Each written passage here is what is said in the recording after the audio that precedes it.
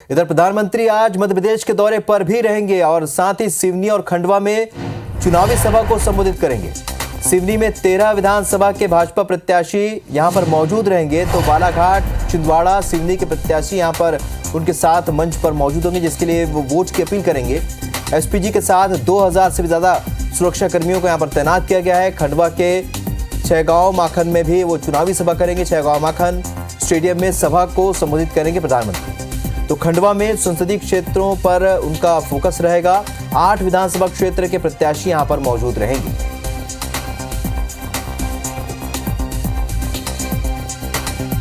तो आपको बता दें, प्रधानमंत्री का छत्तीसगढ़ दौरा, उसके बाद मध्य प्रदेश में भी वो दौरे पर रहेंगे।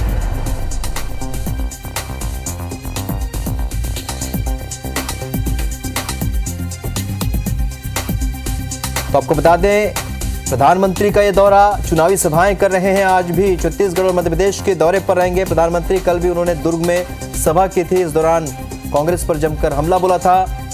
और आज छत्तीसगढ़ आएंगे, लेकिन आज का दौरा कुछ चुनावी दौरा जैसा नहीं होगा, क्योंकि आज वो जैन मुनि से आशीर्वाद लेंगे और साथ ही मां बमलेश्वरी के दर्शन भी करेंगे।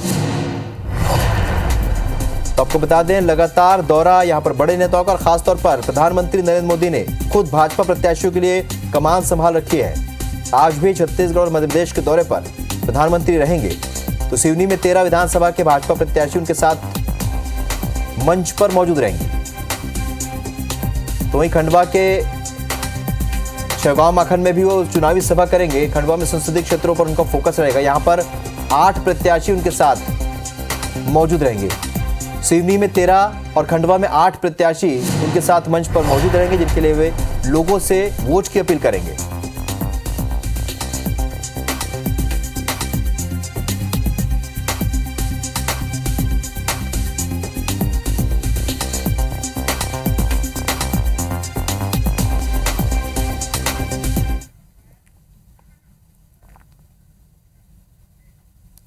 तो हमारे 2 सहयोगी और ज्यादा अपडेट के साथ इस वक्त हमारे साथ लाइव जुड़े हैं। खंडवा से निहारिका शर्मा और सिवनी से अभिषेक शर्मा इस वक्त हमारे साथ लाइव जुड़ चुके हैं। सबसे पहले रुक करेंगे खंडवा का। यहाँ पर निहारिका हमारी सहयोगी मौजूद है।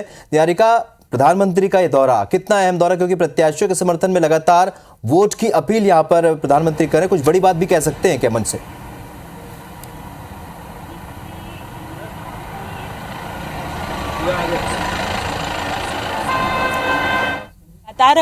प्रधानमंत्री मोदी का मध्य प्रदेश का दौरा जो है वो लगातार जारी है। कल की बात करें तो वो रतलाम में थे, आज वो खंडवा पहुंचने वाले।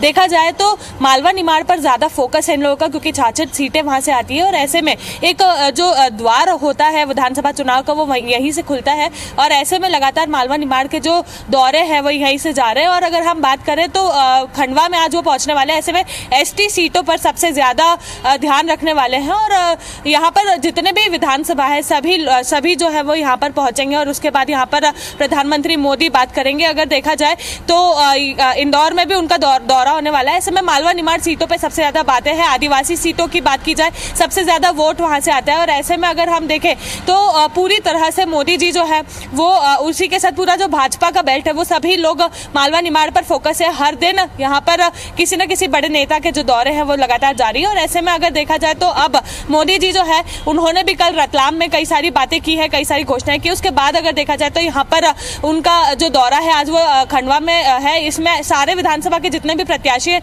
वो सब मौजूद रहेंगे। और इन लोगों की पूरी कोशिश है कि खंडवा जो एक समय पर भाजपा के लिए हुआ करता था उसको एक बार फिर से भाजपा के लिए रखा जाए। और यहाँ पर पूरी तरह से जितने भी सारे समीकरण है उसे भाजपा के लिए बनाया जाए। और इस बार जैसे मोदी जी आ रहे हैं वो करीब 3:30 बजे खंडवा पहुंचेंगे और उसके पहले इंदौर में भी आएंगे। इंदौर से होकर वो खंडवा जाएंगे। कल भी इंदौर आए थे, इंदौर से होकर रतलाम गए थे। तो ऐसे में उन्होंने इंदौर के भी लोगों से, इंदौर के भी कार्यकर्ताओं से मुलाकात की और किस तरह से आने वाले चुनाव को देखते हुए सारा कार्य किया जा रहा है उसके ऊपर भी बातचीत की गई है। ऐसे में आज एक बार फिर से ये होगा, जिसके बाद सारे जितने भी मोदी जी जो है वो आएंगे, इंदौर आएंगे, उसके बाद खंडवा जाएंगे। और खंडवा में जाने के बाद जिस तरह से वहां का कार्य होना है, क्योंकि आदिवासी बेल्ट है और ऐसे में ST सीटें जो है वो सबसे ज्यादा देखी जा रही है। तो ऐसे में किस तरह से ये जो खेमा है उसे भारतीय जनता पार्टी के लिए रखा जाए, इसके लिए पूरी तरह से कार्य किया जा रहा है। बहुत ही महत्वपूर्ण दौरा ये साबित होगा। बिल्कुल, बहुत महत्वपूर्ण दौरा है। और जिस तरीके से आप बता रही निहारिका, आदिवासी क्षेत्र, अगर सिवनी की बात करें, अभिषेक, सिवनी में भी आज चूंकि प्रधानमंत्री पहुंचेंगे, एक बड़ा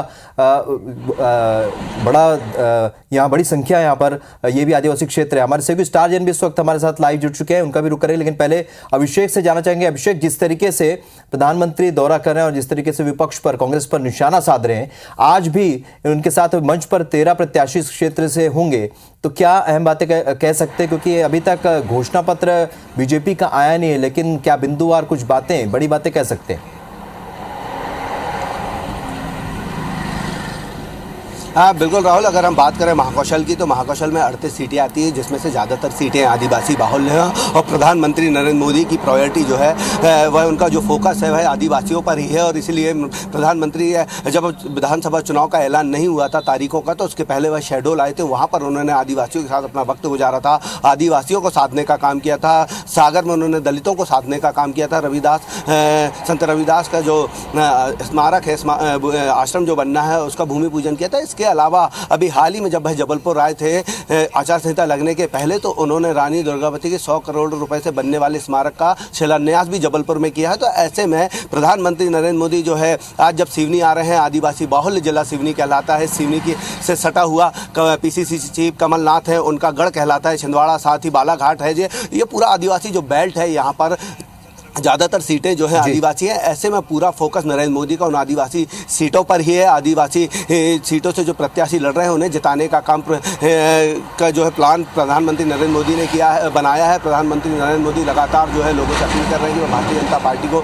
वोट दें। अगर उन्हें अपने इलाके में विकास कराना है, विकास की गाड़ी को आगे बढ़ाना है, तो विकास पहली प्रायोरिटी पर प्रधानमंत्री नरेंद्र मोदी लेकर कर रहे हैं। लेकिन ये है कि अब जब चुनावी बिसात बीत चुकी है, प्रधानमंत्री जब नरेंद्र मोदी मंच से कुछ घोषणाओं का ऐलान भी करेंगे, साथ ही जो पीसीसी चीफ कमलनाथ है उनको वह टारगेट करेंगे, क्योंकि 2018 के चुनाव में महाकौशल से ही कांग्रेस को जो है बढ़त मिली थी और यहीं से जो है उन्होंने सत्ता हासिल की थी। ऐसे में प्रधानमंत्री नरेंद्र मोदी का पूरा फोकस महाकौशल पर है। और इसलिए जो बीजेपी के दिग्गज हैं, उसमें चाहे हम प्रधानमंत्री नरेंद्र मोदी की बात करें, अमित शाह की बात करें, रविशंकर प्रसाद की बात करें, तो तमाम जो नेता हैं वह छिंदवाड़ा को टारगेट कर बाकी महाकौशल के जो एरिया हैं, जबलपुर है, सिवनी है, मंडला है, छिंदवाड़ा है, बालाघाट है, इनको जो है फोकस करने का काम करना है। तो लिहाजा आज जब प्रधानमंत्री संबोधित करेंगे तो कांग्रेस पर निशाना जरूर साधेंगे। बिल्कुल। और अभी देखा जाए तो फिलहाल महाकौशल को कांग्रेस का गढ़ कहा जा सकता है, और जिस तरीके से हालात बने, और यहाँ पर एक बार फिर अगर प्रधानमंत्री मोदी इस सभा को संबोधित करते हैं, तो जाहिर सी बात है कांग्रेस को निशाने पर लेंगे, और खासतौर पर कमलनाथ को वो ज्यादा टारगेट कर सकते हैं।